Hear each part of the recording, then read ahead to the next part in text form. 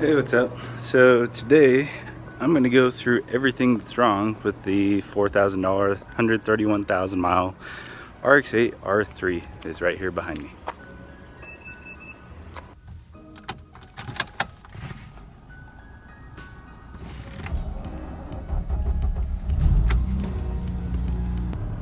Okay, so I've had this car for about a week and a half, or coming up on 2 weeks or something like that. And so far, I've only driven it about 78.9 miles. And so far, the car runs pretty damn good for having 131,000 miles on the clock. I do not know if they're original or not. Some people in my last video, or one of my last videos, was saying they were laughing at thinking that it's original or whatever. I don't have the slightest clue if it's original miles or not.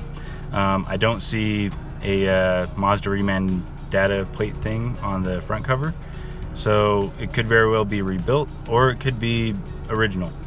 Either way, it wouldn't surprise me because Series 2 engines do hold up better than the Series 1. They have a better lubrication system. They have a bunch of upgraded shit all around it. But the biggest thing is the 3 oil injectors per housing.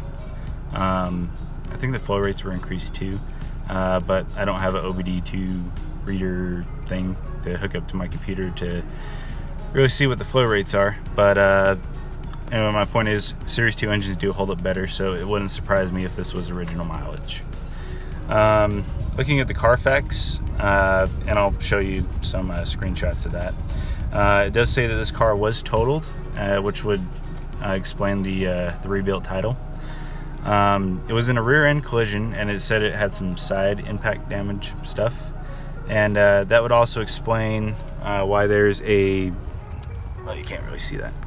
That would explain why there is a Series 1 cloth door panel, because I believe this is a door, complete door from Series 1. So I think this car had some extensive work done to it before it was put back out for sale. And I'm taking it to the DIY auto shop on base. One, to replace that door panel, because I guess that's waiting for me at the post office. And 2, to fix some stuff with the wheels. And I'll show you some shots of the underbody when I get there. And we'll go from there.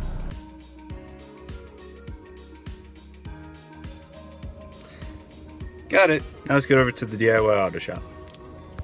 Okay, so I'm at the DIY auto shop on base, and here's a couple of the issues that I can see just on the gauge cluster. So my ABS light, my traction control light, and my TPS sensor lights are going off.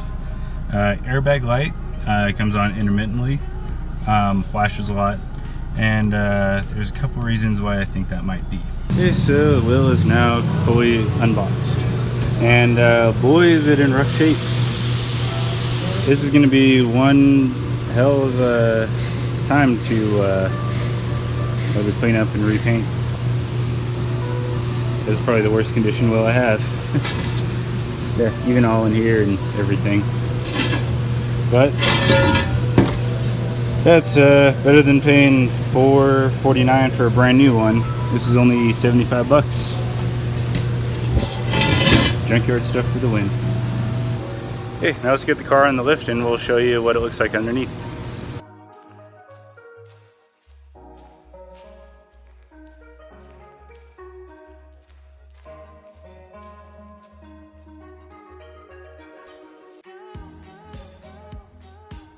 Okay, car's up in the air. Let's take a look underneath. So, it's minor damage here. I don't really care about that. I have aluminum under tray back home for it. Belly pan looks to be in good shape. I already knew that. I changed the oil on this not too long ago, and I did find some red flags from there. You should be seeing a picture right now of the oil filter that I pulled. Yeah, you don't use aftermarket oil filters on these. It's just some requirements for the oiling system and special bypasses in the OEM oil filters. I'll put a link in the description below that tells you all about why it's important to use only OEM oil filters on Series 2 RX-8s. Series 1s use whatever you want, but Series 2s, no. stock catalytic converter. Oh, nothing wrong with that, except it's a cat on a rotary.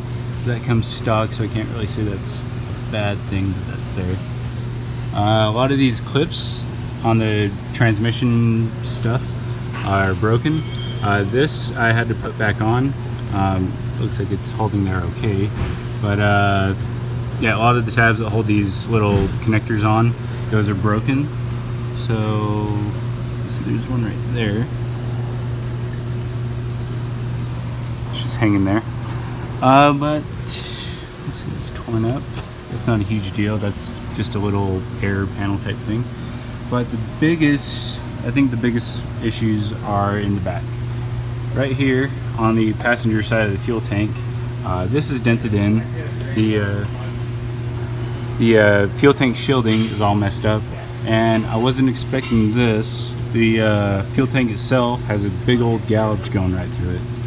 So I believe that my fuel sending unit on this side is kind of messed up, which would explain why my fuel gauge is reading inaccurately.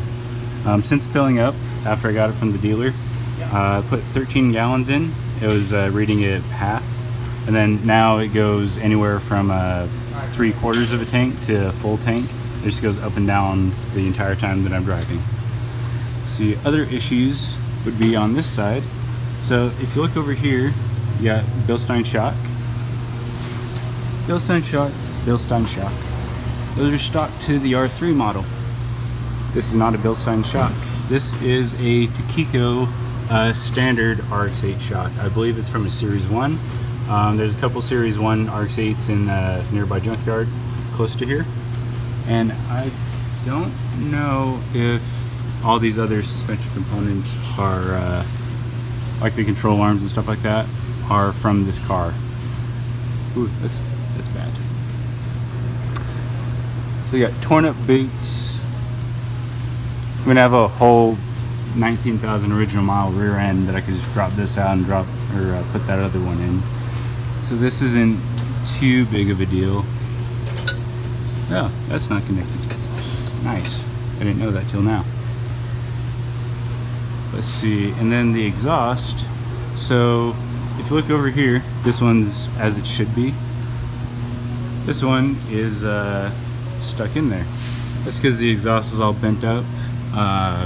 The hangers are getting all stretched out. I mean, it holds, but that's not good at all.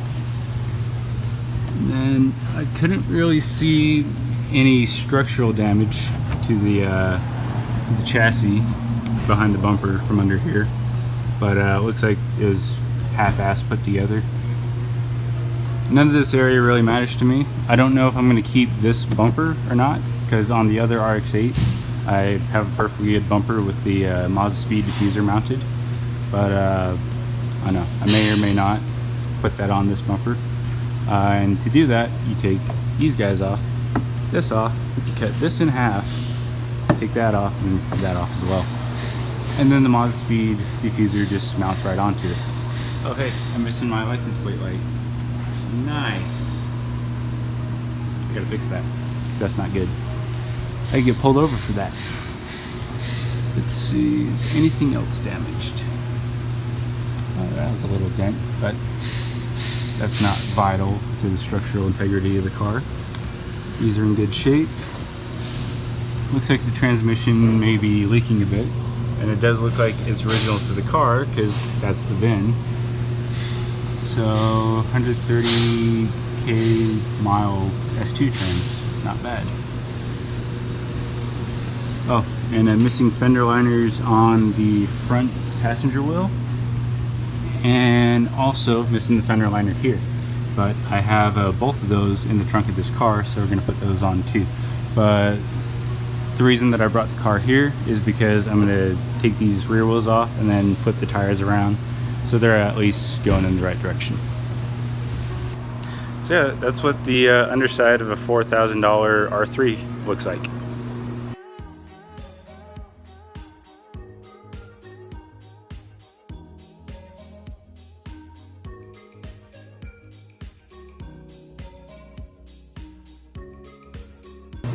Let's get the car back down and get those wheels off.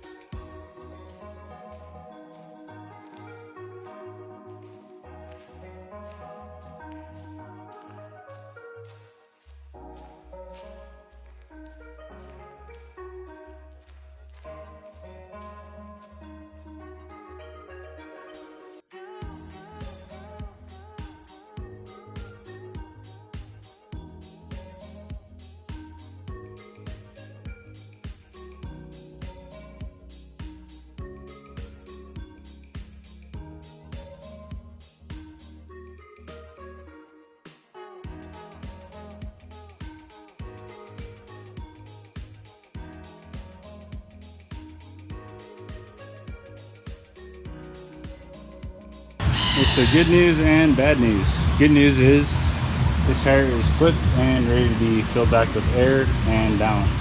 Bad news is I got this tire on, but the problem was these machines are giving me such a hard time with this tire for some reason that it ripped part of the lip off on this side. I don't know where I put that little piece of tire. Yeah, ripped that off, so I gotta order another tire. This is shitty. So that means I gotta leave the RX-8 here until that tire gets here. So I'm gonna try and find somewhere nearby that I can buy a tire off of and get that done. Oh, and I should never ever work at a tire shop. Obviously from all that shit you just saw in the time lapse. So yeah, I'm never gonna work at a tire place because I'd probably fuck shit up bad. So I should be seeing a picture of the tear in the tire right now, but I'm gonna have to leave the car here overnight because they're closed here now. But so I called Discount Tire, and I guess they have a couple Nittos in 225 40R19. So I'm gonna go pick those up, get the tires mounted and balanced, and it's gonna cost me a little over 300 bucks, but it's for 2 tires. So I won't be running completely mismatched tires. I mean, I'll be running Nittos on the front or back, and then Toyos on the front or back. I'm not sure. I'm gonna run the bigger of the 2 sets on the back wheels, so we'll see what I end up doing. But I won't have all mismatched tires now, so that's, I guess, a plus. But really sucks that I tore a tire. Again, I should never work at a tire shop. But I'm gonna get cleaned up, get out of here, and then go get those tires. Alright, so we got Panda here with the GSA, and we're taking these wheels to go get those new Nittos put on and mounted and balanced and all that fun stuff. So yeah, like I already said, the car is going to be left at the DIY shop overnight, and I just have to take care of it tomorrow. So yeah, when we get to the shop, I'll keep going. Alright, so we made it. So we're gonna go in, take the wheels in, and get this shit done. Alright, wheels are dropped off, and about 30-40ish or so minutes, they're gonna be ready. So we're gonna go get something to eat.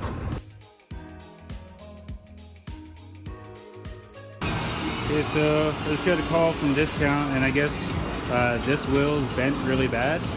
So we're just gonna see exactly how bad it is.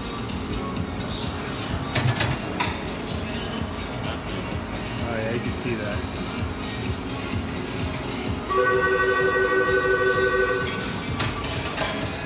So you can't even balance it like that. But okay.